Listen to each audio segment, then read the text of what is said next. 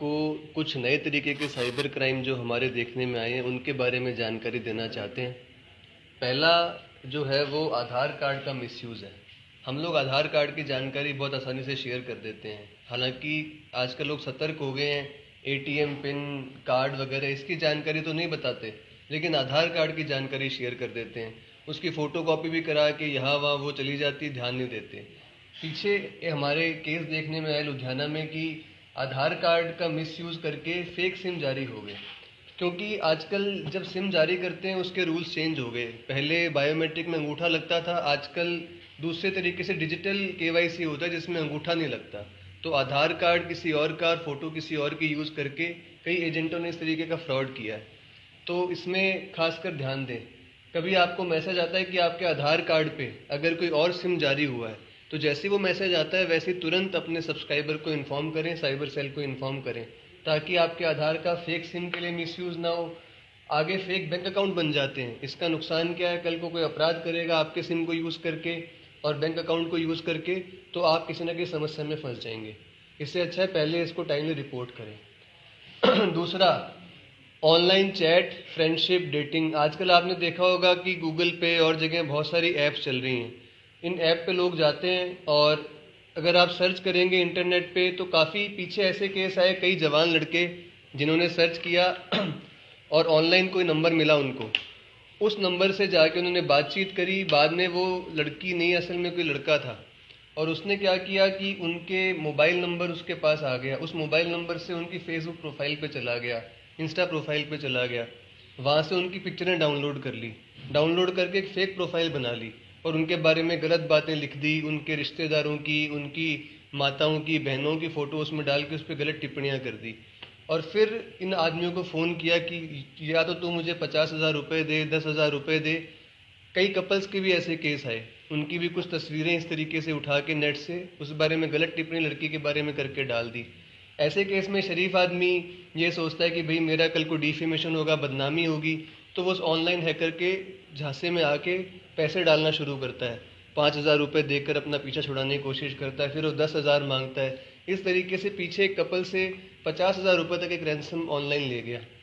तो इसलिए इन चीज़ों का ध्यान रखें। ऐसे किसी भी अननोन नंबर से चैट, फ्रेंडशिप, डेटिंग इत्यादि अवॉइड करें, क्योंकि वो आपकी जानकारी का कहाँ तक मिसयूज़ कर ले आप नहीं जानते। तीसरा, पीछे एक केस देखने में आया कि एक राज्य के बहुत सीनियर अधिकारी, आईएएस अधिकारी, उनका किसी ग्रुप के अंदर ऐसे नाम डाल दिया। उन्होंने क्या किया, हैकर इसने कि एक ग्रुप बनाया करोड़पति बनने के लिए, और उसके अंदर उस राज्य के काफ़ी सारे ऑफिशियल्स के ऑफिशियल नंबर साइट से उठा लिए और उनको उस ग्रुप में डाल दिया। तो जो भी व्यक्ति आता है वो देखता है इसके अंदर काफ़ी सरकारी ऑफिशियल्स हैं, तो ये ग्रुप ऑथेंटिक होगा। उसके अंदर फिर लोगों से ठगी मारनी शुरू करी। ऐसे व्यक्ति से ठगी मारी तो उसने उठा के इस ऑफिशियल को फ़ोन किया और गाली गलौज करी। तब इस चीज़ का पता लगा कि इस तरीके से भी ग्रुप बन रहे हैं।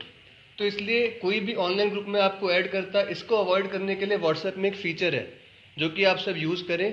आपको ग्रुप में ऐड करने से पहले परमिशन लेनी होती है, तो कोई भी आपको सीधा ऐड ना कर पाए, सेटिंग को चेंज कर लीजिए गूगल पे सर्च करके कि व्हाट्सएप में कोई भी ग्रुप में ऐड करना चाहे तो पहले आपकी परमिशन उसको मिले। ये यूज़ करके आप इस तरीके के फ्रॉड से बच सकते हैं।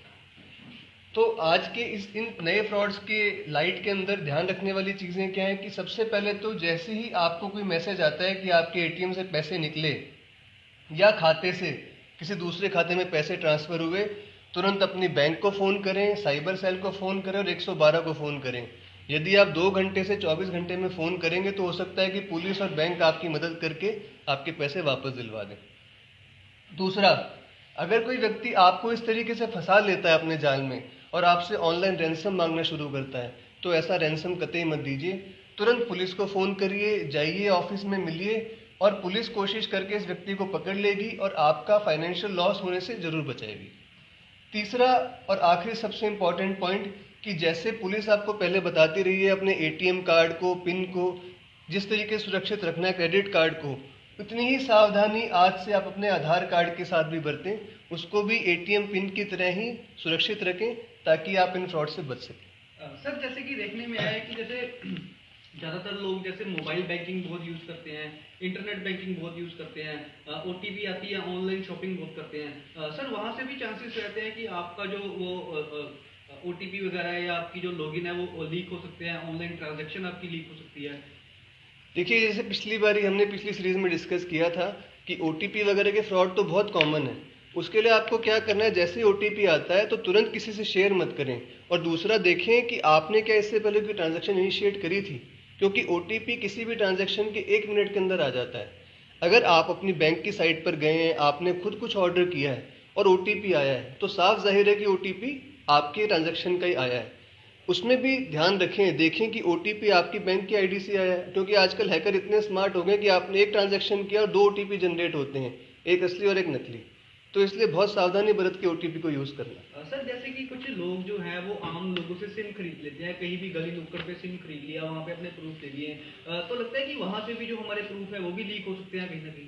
ये बिल्कुल आपने सही कहा। ये जिस फेक सिम रैकेट की मैं बात कर रहा हूँ, ये इस तरीके के रैकेट ही काम कर रहे हैं, जो एक छतरी लगा के और मोटरसाइकिल के नीचे, पेड़ के नीचे जो मोबाइल बेच रहे होते हैं, वहां पे ऐसे केस होने के ज्यादा चांसेस हैं।